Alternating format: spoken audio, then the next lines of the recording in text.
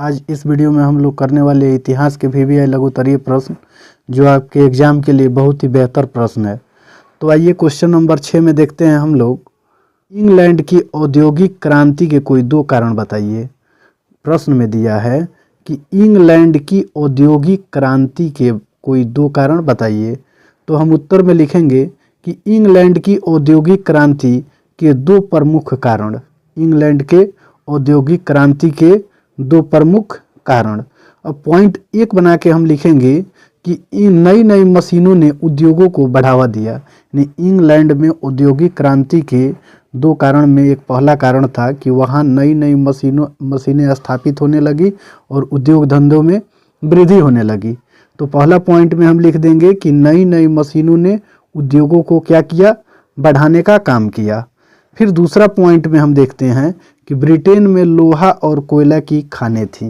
Britain में क्या थी, लोहा और कोयले की खानें थी, जो कि वस्त्र उद्योग इन्हीं खानों पर यानी लोहा और कोयले की खानों पर ही निर्भर कर रहा था। यानी जो वस्त्र उद्योग था वो कोयला और लोहे की खानों पर क्या कर रहा था, निर्भर कर रहा था और उद्योग की प्रगति हो रही थी।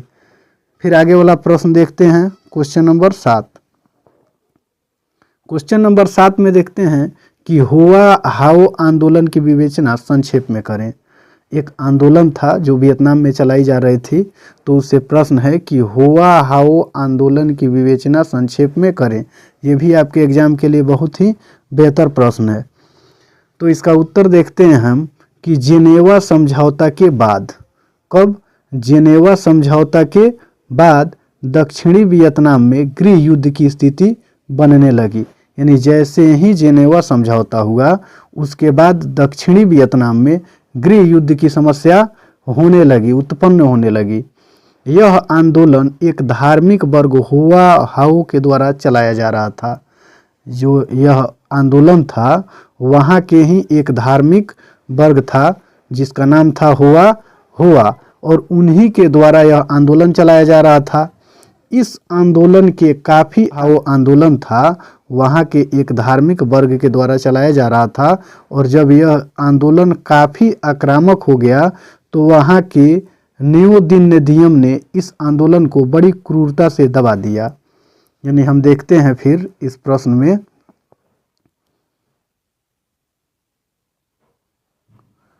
कि हुआ हाओ आंदोलन की विवेचना संक्षेप में करना है। तो जेनेवा समझौता के बाद दक्षिणी वियतनाम में गृह युद्ध की स्थिति बन गई। फिर यह आंदोलन एक धार्मिक वर्ग हुआ के द्वारा चलाया जा रहा था, और इस आंदोलन के काफ़ी आक्रामक हो जाने पर जो वहाँ का नियो दिन दियम था इसे बड़ा ही क्रूरता से दबा दिया। फिर अगला क्वेश्चन देखते हैं।